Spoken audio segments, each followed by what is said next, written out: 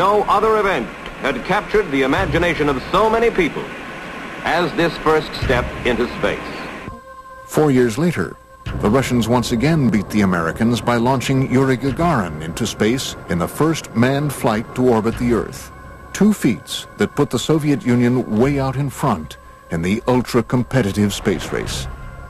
We are the first, and all next steps in space for, I would say, for nearly 10 years, Soviets was ahead of the United States. First man into space, first woman into space, first walk into space, first rendezvous in space, first document in space, and so on and so forth, until 1981 when the shuttle was launched. I'm sure the Russians have done their darnest to reverse engineer anything they can get their hands on, whether it's American or German or alien. Coming up, relive what many believe to be a spectacular UFO crash at the actual site in a village near Kapustin Yar. I don't recommend that we stay here any longer. It's already harmful. Let's leave here and go to some place where no unknown forces can act upon us and influence us. And find out exactly what the KGB knew about dogfights between MiGs and UFOs at Kapustin Yar as we open the mysterious KGB Blue file.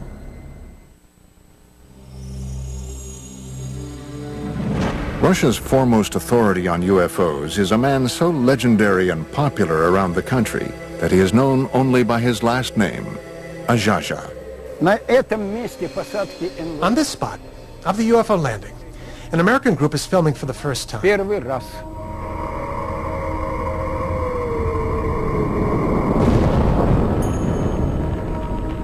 was very popular at the peak of the UFO activity in the Soviet Union. It was late 60s, 70s. At that time it was not permitted, but not restricted to talk about this.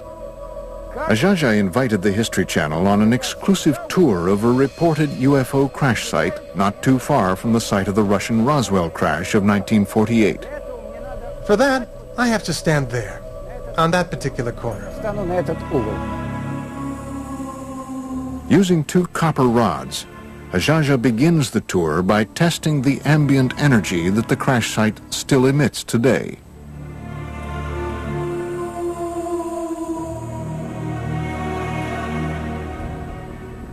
There it is, a negative sign right there.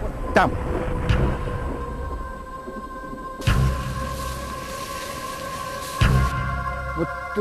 there, that way.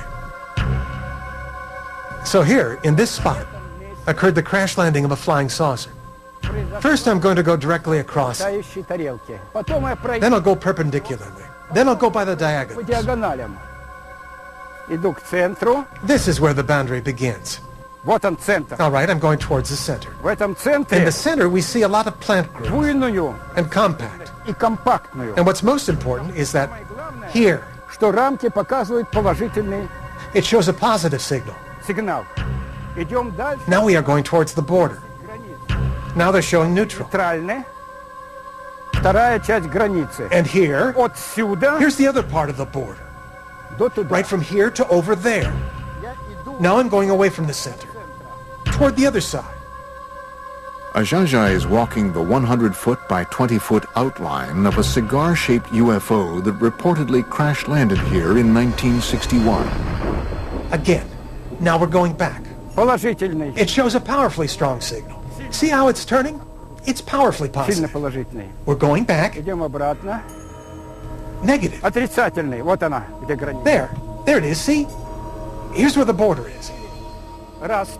We got one point over there, another point over there. 3 point and 4 point.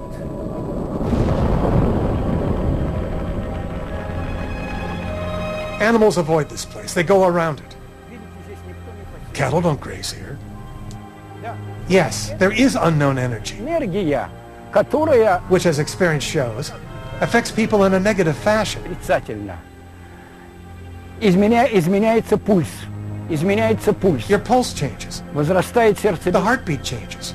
You grow short of breath. You begin to sweat. Okay. I don't recommend you stay here any longer because it's already harmful. Там, где на нас не влияют. Come on. Let's leave here. For a normal place, where no unknown forces will influence us and act upon us. Ajaja's account of this UFO crash was supported by a resident of adjacent Shodnya village, who upon seeing Ajaja, told her account of seeing the crash out of her window, which overlooks the site from less than 200 yards away. Well, it was 4 or 5 in the evening. It was later in the day. And suddenly my mother screamed. She said, "Hey, look at that. There was some kind of ball, a sphere that flew by." And then she said, "Oh, it's probably a flying saucer." And it was a big, fiery red sphere that flew by. The sphere went over there, past the train tracks, and went down into the valley of the river Skunya, right down and over the river.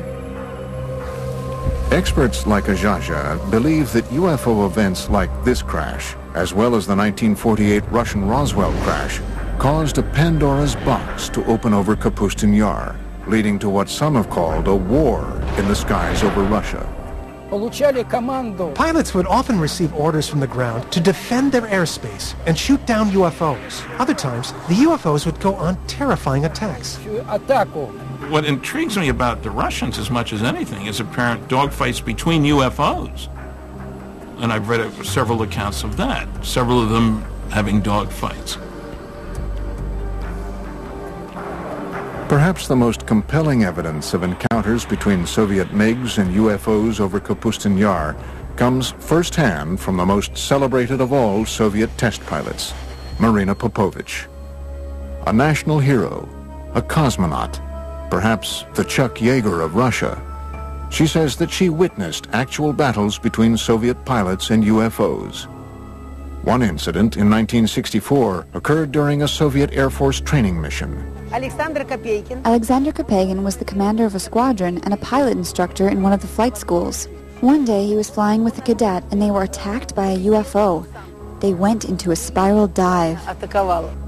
While on another top-secret military expedition in February 1980, Colonel Popovich encountered multiple unidentified objects in the skies over Russia. I saw 3 fireballs, 3 amazing lights in the form of a triangle, and I observed them as they flew away. Another MiG test pilot, Colonel Vyatkin Lev Mikhailovich, agreed to tell his first-person account for our cameras for the very first time. August 7th, 1967, 6:30 in the evening. Colonel Mikhailovich reports that his MiG was momentarily captured in midair by a UFO. When I was making the aerial move to the left, suddenly from above I saw a light. This big disc began to slowly light up, and I just had time to quickly tilt the plane, but the wing hit the ray of light. The plane shook and the gauges and instruments began to move from right to left, right to left. It is as though the ray of light dissolved into shining little points of light. Imagine my surprise when my technician named Mikhail said, "Lev Mikhailovich, the wing of the airplane is glowing." As it turns out, for a whole week in the hangar, the left wing was glowing with a white light. They washed the wing with kerosene, and soon after that, the glowing ended. Fortunately, Colonel Mikhailovich's encounter with a UFO over the skies of Kapustin Yar in the 1960s did not end as dreadfully as the famous 1948 encounter in the same skies.